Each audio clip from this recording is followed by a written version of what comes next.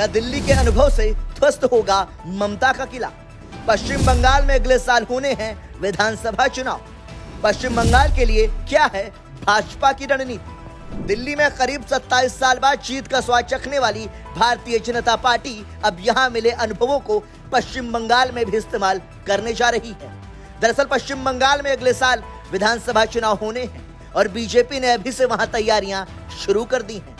दिल्ली चुनाव में रखा हर बात का ख्याल।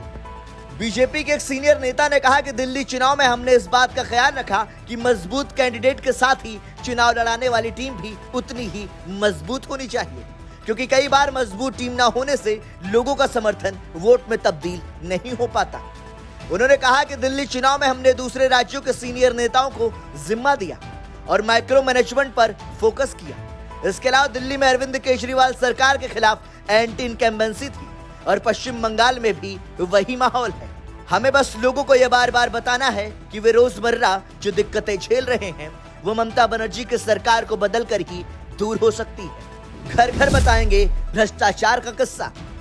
बीजेपी नेता ने कहा कि भ्रष्टाचार का मुद्दा भी दिल्ली चुनाव में बड़ा फैक्टर रहा।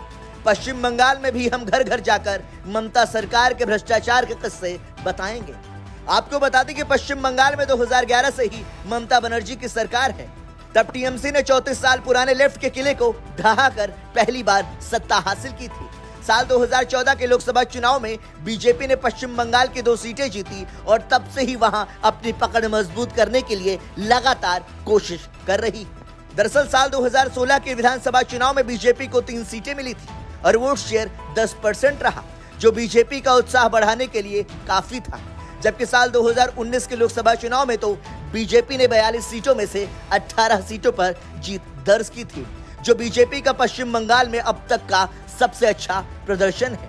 हालांकि 2021 के विधानसभा चुनाव में ममता बनर्जी अपनी सत्ता बचाने में कामयाब रही, लेकिन बीजेपी 77 सीटें जीतकर मुख्य विपक्षी पार्टी बन गई।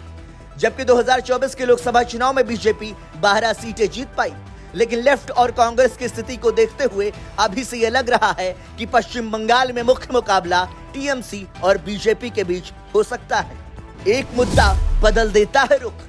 राजनीतिक पंडितों की माने तो चुनाव में एक मुद्दा ही पूरा रुख बदल देता है और लोगों के मूड को समझना बहुत जरूरी होता है। जैसे दिल्ली में आम आदमी पार्टी के सीनियर नेता जितना ज्यादा बोल रहे थे उतना ही उन्हें नुकसान हुआ और बीजेपी को इसका फायदा मिला और आम आदमी पार्टी लोगों के मूड को भांपने में नाकाम रही। जैसे ओडिशा में बीजेपी ने बाहरी को मुद्दा बनाया और वह क्लिक कर गया।